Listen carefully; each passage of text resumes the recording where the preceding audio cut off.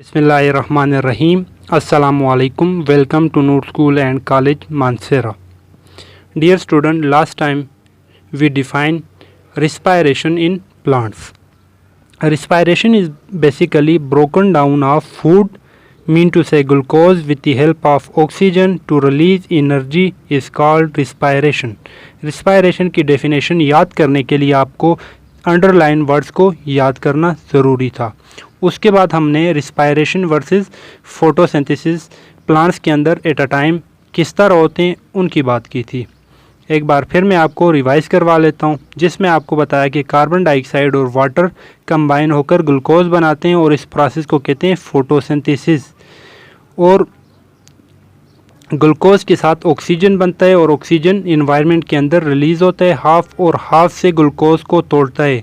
Glucose से तोड़ने वाले अमल को कहते हैं रिस्पायरेशन. रिस्पायरेशन में साथ में दो प्रोडक्ट और बनते हैं, कार्बन डाइऑक्साइड और वाटर. दोबारा कार्बन डाइऑक्साइड और वाटर कंबाइन होकर आपके पास फोटोसिंथेसिस प्रोसेस फैसिलिटेट करते हैं. तो स्टूडेंट, आज हम इससे आगे पढ़ने वाले हैं नेक्स्ट यूनिट के बारे में, that is called environment and interaction. तो स्टूडेंट, लास्ट लेक्चर में जस्ट मैंने आपको इन्वायरमेंट के बारे में बताया कि इन्वायरमेंट क्या होता है. तो चलिए आज से इसको डिटेल से देख लेते हैं कि इन्वायरमेंट होता क्या है, इसके अंदर कौन कौन से कंपोनेंट होते हैं, और सबको डिटेल से देखेंगे. तो सबसे पहले बच्चों डिफ़ाइन करते हैं व्हाट इज़ इन्वायरमेंट. बच्चों, any area where you live in and all living things and non-living things in it is called environment. आपके लेट सपोज स्टूडेंट जहाँ आप रहते हैं वहाँ पर आपने देखा होगा लिविंग थिंग्स भी हैं, नॉन लिविंग भी हैं. उस ऑल एरिया को एक्चुअली क्या कहते हैं, उसको कहते हैं इन्वायरमेंट. इन्वायरमेंट के अगर फैक्टर की बात करें या कंपोनेंट की हम बात करें तो इन्वायरमेंट बेसिकली दो कंपोनेंट पर मुश्तमिल होता है. इन्वायरमेंट कितने कंपोनेंट पर मुश्तमिल होता है? दो कंपोनेंट पर. फर्स्ट वन को कहते हैं बायोटिक कंपोनेंट, सेकंड वन को कहते हैं एबायोटिक कंपोनेंट. बायोटिक कंपोनेंट का मतलब जहाँ पर आपके पास लिविंग पार्ट्स, इन्वायरमेंट के वो लिविंग पार्ट्स को एक्चुअली क्या कहते हैं? Biotic components. लिविंग पार्ट से मुराद, लिविंग पार्ट से मतलब कि फॉर एग्ज़ाम्पल ह्यूमन जहाँ रहते हैं, जहाँ ह्यूमन हो गए, प्लांट्स होंगे, माइक्रो ऑर्गेनिज्म हो गए, ये जितने भी लिविंग थिंग्स हैं ना, या लिविंग जितनी भी थिंग्स हैं, उस पार्ट को एक्चुअली क्या कहते हैं? Biotic component. और नॉन लिविंग पार्ट्स को एक्चुअली क्या कहते हैं? Abiotic component. एबायोटिक कंपोनेंट की अगर हम एग्ज़ाम्पल देखें तो उसमें आपके पास ढेर सारी एग्ज़ाम्पल आ जाती हैं. कुछ मैंने यहाँ पर लिखी हुई हैं. सनलाइट लिविंग है या नॉन लिविंग? Non living. तो non living air, stone, sand, mineral etcetera, ये जितनी भी आपके पास हैं ये नॉन लिविंग कंपोनेंट हैं. और नॉन लिविंग जितने भी कंपोनेंट्स हैं उनको क्या कहेंगे? Biotic component. I hope biotic और एबायोटिक कंपोनेंट में आपको फ़र्क पता चल गया. अब आते हैं बायोटिक कंपोनेंट्स के बेसिकली तीन कंपोनेंट्स फर्दर, और mean to say biotic component में जो आपके पास लिविंग बॉडीज़ हैं या लिविंग पार्ट्स हैं वो तीन तरह के लिविंग पार्ट्स होते हैं. क्लियर हो गया? बायोटिक कंपोनेंट एक्चुअली तीन पार्ट्स पर मुश्तमिल है. First one producer, second one consumer, third one decomposer. मेरे साथ रिपीट करें, प्रोड्यूसर, कंज्यूमर, डिकम्पोज़र.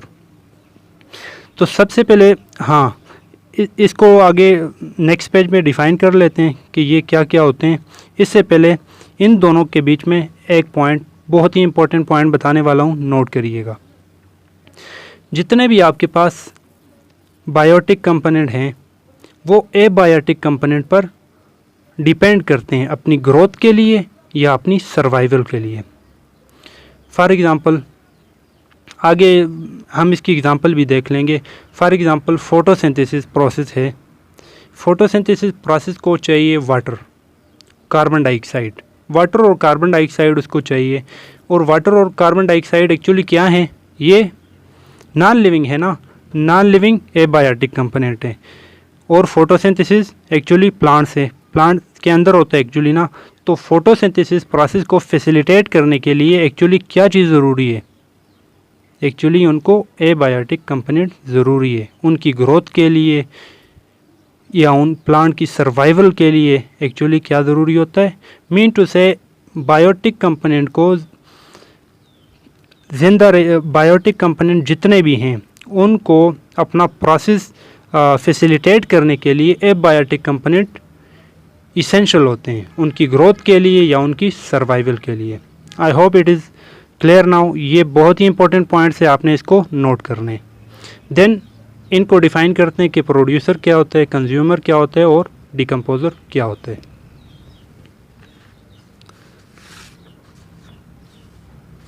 सॉरी,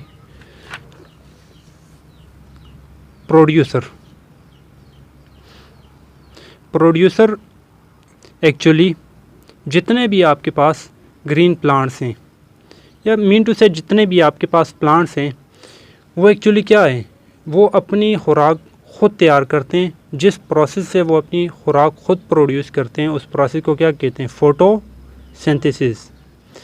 वाहिद लिविंग बॉडीज़ में प्लांट्स ही अपनी खुराक ख़ुद तैयार करते हैं। आगे लेवल पे बहुत सारे और भी स्पीशीज़ हैं, बहरहाल वो आपके लेवल पे नहीं है। अभी जस्ट इतना आपने याद रखने के प्रोड्यूसर सिर्फ़ और सिर्फ आपके पास क्या हैं? प्लांट्स हैं। जितने भी प्लांट्स हैं ये आपके पास अपनी खुराक को ख़ुद प्रोड्यूस करते हैं और इनको क्या कहा जाता है? प्रोड्यूसर। प्रोड्यूसर किसको कहेंगे? वो ऑर्गेनिज्म, वो लिविंग बॉडीज़ जो अपनी खुराक ख़ुद तैयार करते हैं और जस्ट प्लांट ही अपनी खुराक ख़ुद तैयार करते हैं by the process of photosynthesis. I hope it is clear now. Producer सिर्फ और सिर्फ प्लांट्स ही हैं। क्लियर हो गया? नेक्स्ट पे आते हैं कंज्यूमर। बच्चों देखें, आप अपनी डेली लाइफ में देखा होगा कि जितने भी प्लांट्स हैं या लेट्स सपोज मैं एक छोटी सी एग्जांपल आपको दे देता हूँ। प्लांट्स के लीव्स वगैरह, प्लांट के फ्रूट्स वगैरह ये कौन यूज़ करते हैं? ये एक्चुअली आपके पास जो लिविंग बॉडीज़ प्लांट्स को यूज़ करते हैं एज अ फूड, उसको एक्चुअली क्या कहते हैं? कंज्यूमर। फॉर एग्ज़ाम्पल जितने भी आपके पास जानवर होंगे, फॉर एग्ज़ाम्पल जितने भी जानवर हैं वो क्या करते हैं? घास वगैरह खाते हैं या आपके पास दरख्त के क्या खाते हैं? दरख्त के लीव्स वगैरह को यूज़ करते हैं। अब दरख्त एक्चुअली क्या है? प्रोड्यूसर हैं। प्रोड्यूसर को जो खाते हैं उनको एक्चुअली क्या कहा जाएगा? कंज्यूमर। क्लियर हो गया? तो प्रोड्यूसर को कौन खाते हैं? प्रोड्यूसर को एक्चुअली एनिमल्स यूज़ करते हैं, एनिमल कंज्यूम करते हैं एज अ फूड। हर वो लिविंग बॉडीज़ जो प्रोड्यूसर को एज अ फूड कंज्यूम करते हैं उसको क्या कहेंगे? Consumer. I hope it is clear now. या सिंपल अगर आपने याद रखने के लिए इसको याद करने तो आप इस तरह कह सकते हैं, animal which consume food prepared by producer is known as consumer. I hope it is clear now. Next is decomposer. Decomposer की मैं आपको एक एग्ज़ाम्पल दे देता हूँ, फिर आपको क्लियर हो जाएगा। फॉर एग्ज़ाम्पल बच्चों, आपने अपनी सोसाइटी के अंदर देखा होगा कोई भी लेट्स सपोज आपके पास जानवर वगैरह मर जाते हैं। फॉर एग्ज़ाम्पल एक कुत्ता ही मर जाता है, वो कुछ हफ्तों के बाद आप देखते हैं कि वो उसी जगह पर गल सड़कर ख़त्म हो जाते हैं। क्या आपने कभी ये सोचा है कि ये ऐसा क्यों ख़त्म हो जाते हैं? इसको कौन खा जाते हैं? मतलब ज़मीन के ऊपर ही वो ख़त्म हो जाते हैं। तो बच्चों, ज़मीन के ऊपर से आपके पास माइक्रो ऑर्गेनिज़म होते हैं। माइक्रो ऑर्गेनिज़म मीन टू से बैक्टीरिया होते हैं और फंजाई होते हैं। बैक्टीरिया और फंजाई क्या होते हैं ये आगे क्लासेस के अंदर आप डिटेल से पढ़ लेंगे। बहरहाल इस लेवल पे आपने जस्ट इतना मैं आपको बताऊं कि हर वो ऑर्गेनिज़म जिसको आप खाली आंख से नहीं देख सकते हैं उनको क्या कहते हैं? Micro organism.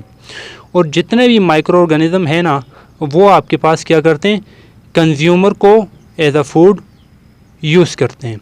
Consumer mean to से फॉर एग्ज़ाम्पल एक मैंने आपको जो एग्ज़ाम्पल दी कि एक कुत्ता मर जाता है या एक प्लांट्स प्लांट्स मतलब ख़त्म हो जाते हैं, ज़मीन के ऊपर पड़ा रहता है, तो कुछ हफ्तों के बाद आप देख लेते हैं कि वो प्लांट्स गलना सड़ना शुरू हो जाते हैं और वो कुछ हफ्तों के बाद ख़त्म हो जाते हैं। तो उनको जो micro organism as a food use करते हैं, उन माइक्रो ऑर्गेनिज़म को क्या कहते हैं? Decomposer. I hope it is clear now. Producer, consumer और डिकम्पोज़र। प्रोड्यूसर वो जो अपनी खुराक खुद तैयार करते हैं, कंज्यूमर वो जो प्रोड्यूसर की खुराक को खाते हैं, डिकम्पोज़र वो जो कंज्यूमर को एज अ फूड यूज़ करते हैं। ये स्टार्ट यहाँ से करने, प्रिपेयर ये करते हैं, इनको ये खाते हैं, इनको ये खाते हैं। क्लियर हो गया? अब आते हैं नेक्स्ट टॉपिक की तरफ, that is called interdependence of biotic and abiotic component. Biotic और मैंने आपको लास्ट टाइम एक पॉइंट बताया था कि इसको आपने, बहुत ही इंपॉर्टेंट पॉइंट इसको याद करने, उसको एक्सप्लेन कर लेते हैं कि किस तरह आपके पास बायोटिक और एबायोटिक कंपोनेंट आपस में एक दूसरे के ऊपर डिपेंड करते हैं। तो चलिए देख लेते हैं। बच्चों, आपने देखा है कि plants are the producer of our environment. इधर अभी देखा कि प्रोड्यूसर सिर्फ और सिर्फ क्या है? आपके एनवायरनमेंट के प्रोड्यूसर सिर्फ और सिर्फ आपके प्लांट्स ही हैं। Plants are the producer of environment. और देन जो आपके एनवायरनमेंट के अंदर जो फूड की रिक्वायरमेंट है वो डिपेंड किस के ऊपर करती है? वो डिपेंड ही प्लांट के ऊपर करती है। मैंने आपको एक यहाँ से ही बताया था कि प्रोड्यूसर को ये खाते हैं, इसको ये खाते हैं। लेट सपोज ये ही ख़त्म हो जाए तो आपके पास इन दोनों की फूड तो ख़त्म हो जाएगी ना। तो इसका मतलब आपके एनवायरनमेंट के अंदर जो है खुराक का जो चेन है वो डिपेंड किस पे करते हैं? वो डिपेंड करते हैं प्रोड्यूसर के ऊपर। अगर आपके पास प्रोड्यूसर ही नहीं होंगे तो आपके एनवायरनमेंट के अंदर जो फूड की रिक्वायरमेंट है वो डिस्टर्ब हो जाएगी। बहरहाल अभी सिर्फ इतना ही कि प्रोड्यूसर आपके एनवायरनमेंट में प्लांट्स ही हैं और आपके जो एनवायरनमेंट की जो फूड रिक्वायरमेंट है वो आपके पास प्लांट्स ही पूरा करती हैं।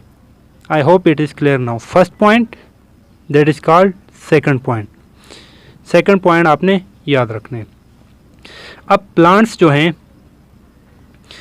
एबायोटिक एंड बायोटिक कंपोनेंट दोनों पे डिपेंड करते हैं। आप सोच रहे होंगे कि किस तरह प्लांट्स एबायोटिक पर और बायोटिक कंपोनेंट पर डिपेंड करते हैं। चलिए आप ख़ुद से ज़रा सोचें कि ये किस तरह डिपेंड करते हैं, फिर मैं आपको बता देता हूँ। अच्छा, तो बच्चों, प्लांट्स के अंदर कौन सा प्रोसेस होता है? प्लांट्स के अंदर जो प्रोसेस होता है उसको कहते हैं फोटोसिंथेसिस। अब फोटोसिंथेसिस के लिए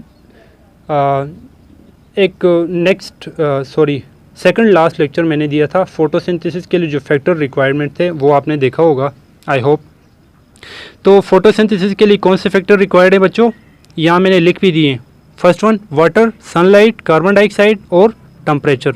इनमें से कोई भी आपके पास एक भी कम हो जाए या ज़्यादा हो जाए, मैंने बताया था, सबको एक्सप्लेन किया था, इनमें से कोई भी फैक्टर कम या ज़्यादा हो जाए तो आपके फोटोसिंथेसिस का प्रोसेस क्या हो जाएगा? स्लो डाउन होना स्टार्ट हो जाएगा।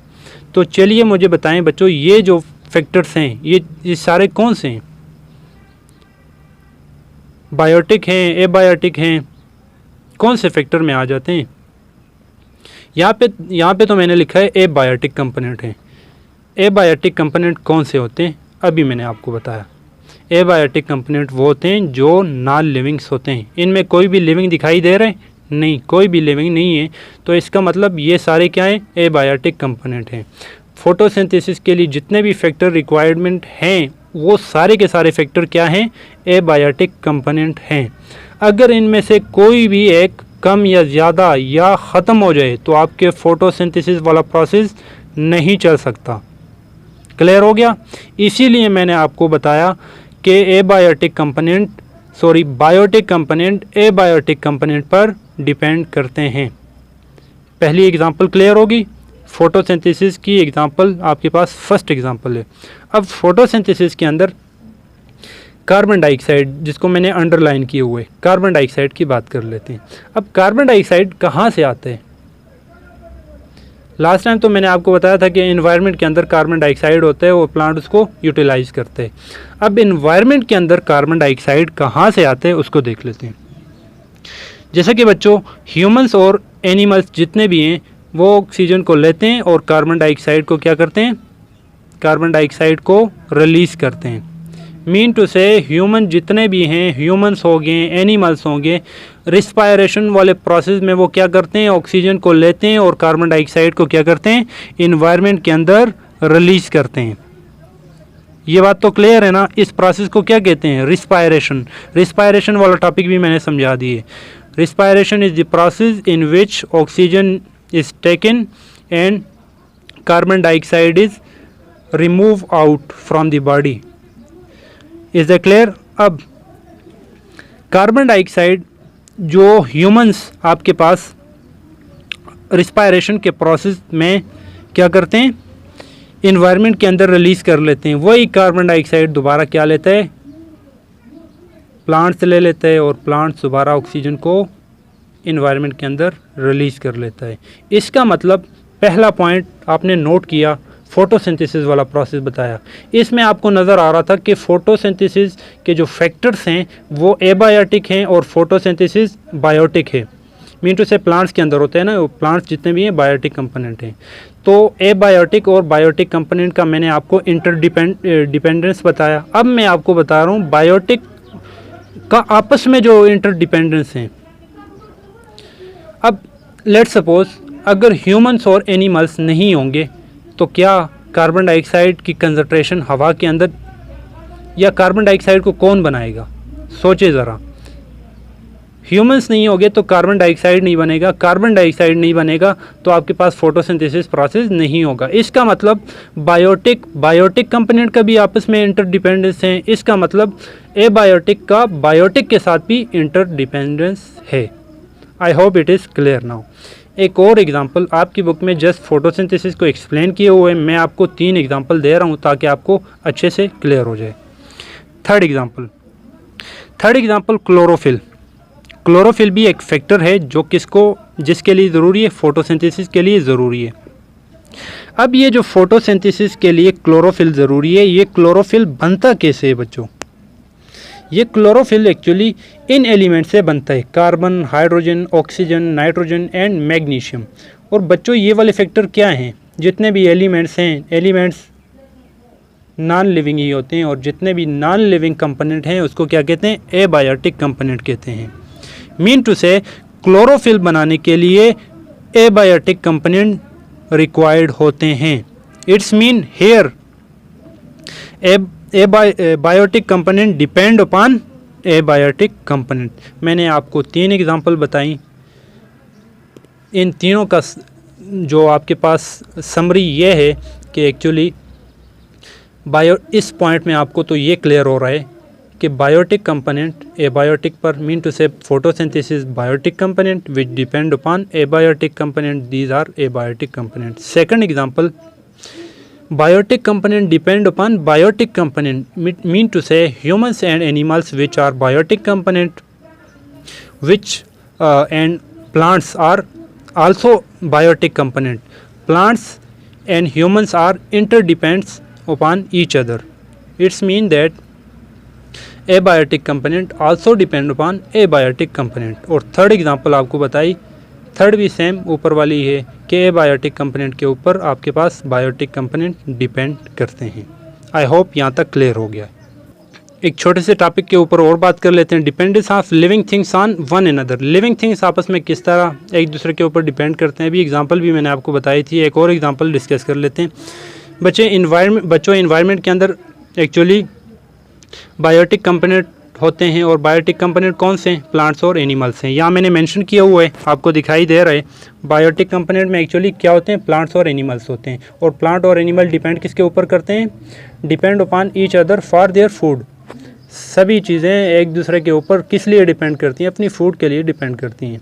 फॉर एग्जांपल, एक छोटी सी example, birds, animals, monkeys and insect etcetera, ये कहाँ रहते हैं, ये बच्चों रहते हैं ट्रीज़ के अंदर। ट्रीज़ से उन्हें क्या मिलता है, ट्रीज़ से उन्हें मिलता है वेदर और एनिमीज से शेल्टर मिलता है।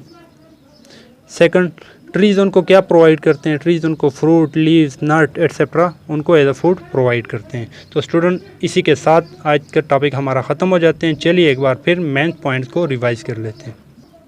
आज के इस लेक्चर में हमने बात की थी कंपोनेंट ऑफ इन्वायरमेंट। इन्वायरमेंट में दो कंपोनेंट के बारे में बताया। First one is biotic, second one is abiotic. Living parts of environment is called biotic component, non living part of environment is called abiotic component. First point, आपने इन दोनों में डिफ्रेंशिएट करना मस्ट है। Second, biotic component 3 further parts के ऊपर divide किए गए, that is called producer, consumer और डिकम्पोजर। हमने तीनों को डिस्क्राइब किया, जिसमें प्रोड्यूसर के बारे में मैंने आपको बताया कि जितने भी आपके पास प्लांट्स होते हैं वो आपके पास प्रोड्यूसर हैं। इन तीनों में मस्ट आपने डिफ्रेंशिएट करना है। Producer, plants are producer, animals are consumer, while micro organism are decomposer. जो अपनी खुराक खुद तैयार करते हैं उसको प्रोड्यूसर, जो प्रोड्यूसर को खाते हैं वो कंज्यूमर, और जो कंज्यूमर को खाते हैं उसको कहते हैं decomposer. I hope it is also clear. Next हमने बात की थी कि किस तरह ये बायोटिक कंपोनेंट पर डिपेंड करते हैं। उसके लिए मैंने आपको एग्जांपल बताई थी, उसको डिस्कस कर लेते हैं।